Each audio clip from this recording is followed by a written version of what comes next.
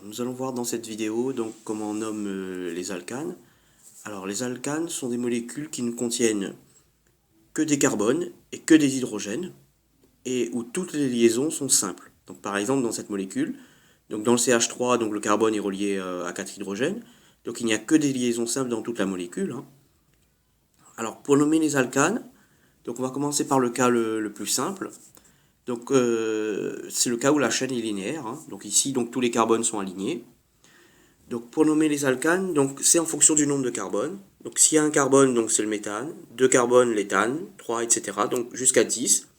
Donc c'est les 10 à connaître pour nommer les alcanes linéaires. Donc ici, si on revient donc à notre molécule, donc on a 1, 2, 3, 4 atomes de carbone.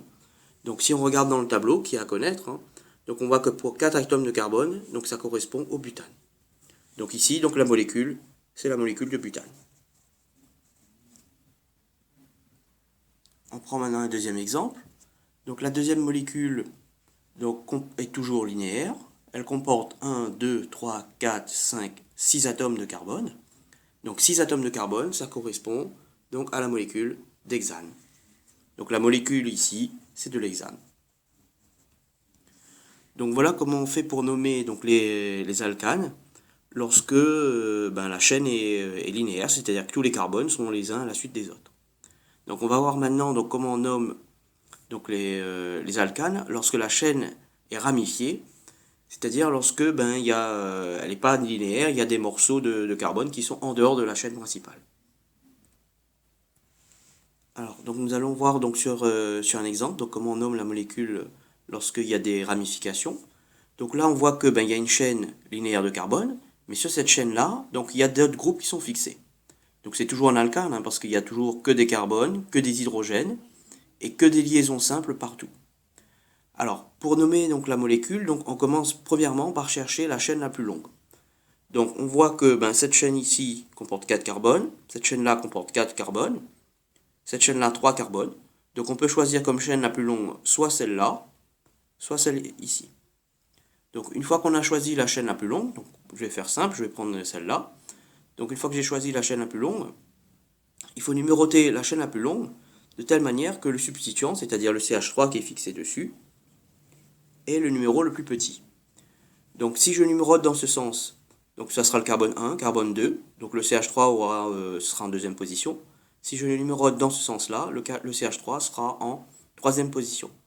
Donc pour numéroter, donc je vais numéroter dans ce sens-là.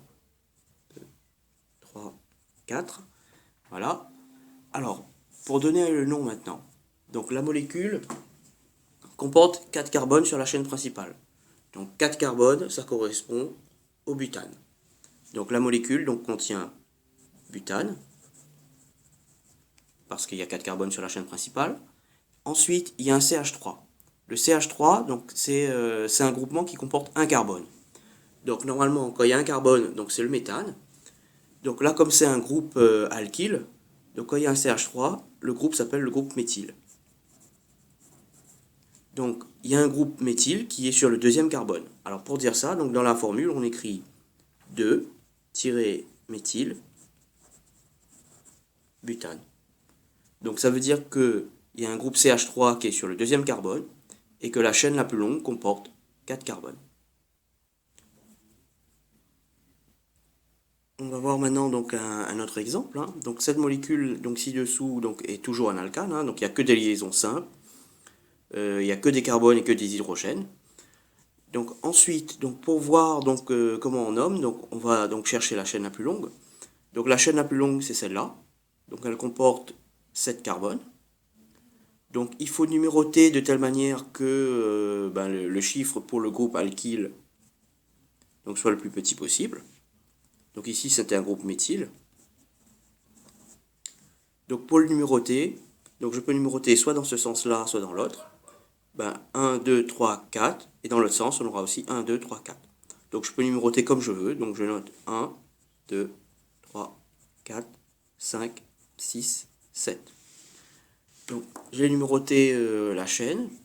Donc le groupe CH3 est sur le quatrième carbone. Et la chaîne la plus longue comporte 7 carbones. Donc 7 carbones, ça correspond donc à l'heptane. Donc la molécule s'appelle donc l'heptane. Et comme il y a un CH3 sur le quatrième carbone, c'est le 4-méthylheptane. Voilà. Donc voilà comment on nomme les alcanes lorsqu'il y a des substitutions. Donc on va passer maintenant aux exemples dans le cas où la molécule n'est pas représentée sous forme semi-développée, mais lorsqu'elle est représentée sous forme topologique. Alors pour la formule topologique, donc ici, donc à chaque angle et à chaque bout de chaîne, donc il y a un carbone. Donc pour nommer cette molécule, donc on commence déjà par chercher la chaîne la plus longue. Donc 1, 2, 3, 4, 5, 6, 7, 8, 9. Donc cette chaîne-là comporte 9 carbones. Ces chaînes ici et là donc sont plus petites. Là aussi sont plus petites. Donc la chaîne principale, c'est celle-là. Alors maintenant, il va falloir donc nommer cette chaîne, hein, et la numéroter. Donc pour la numéroter, donc si on part d'ici, donc ça fait 1, 2, 3, 4 pour le premier substituant. Si on part de là, ça nous fait 1, 2, 3, 4 aussi pour le deuxième substituant. Donc là, donc on peut numéroter la chaîne donc dans le sens qu'on veut, hein. Donc à chaque fois, le premier substituant aura toujours le numéro 4.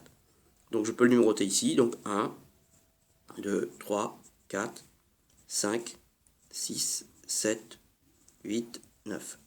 Donc j'ai numéroté la chaîne. Ensuite, donc je vois que ici, il y a des carbones tout seuls, donc ça veut dire que ce sont des groupes CH3. Donc il y a deux groupes méthyl ici, CH3. Et comme tout à l'heure, je vais nommer donc la chaîne principale. Donc comme il y a 9 carbones, ça correspond au nonane.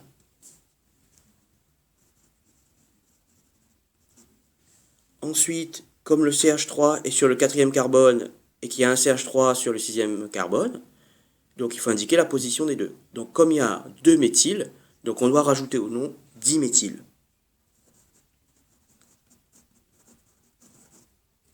Voilà.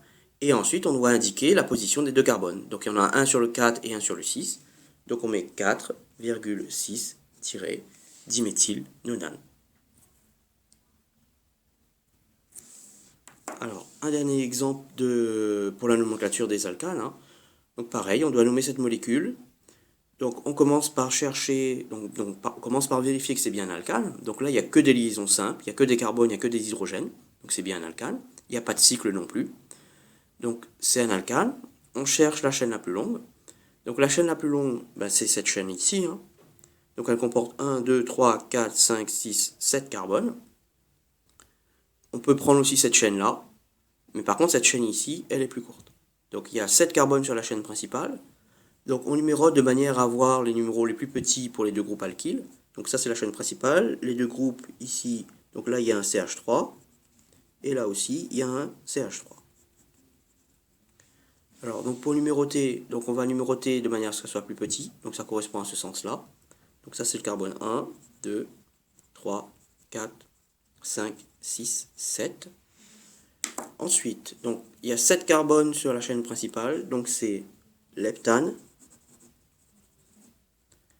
Ensuite, il y a 2 CH3, donc on met devant diméthyl. Donc si on avait 3, on aurait mis triméthyl. Et ensuite, on indique leur position. Donc le premier est sur le carbone 2, le deuxième est sur le carbone 3. Donc on met donc 2,3-diméthylheptane.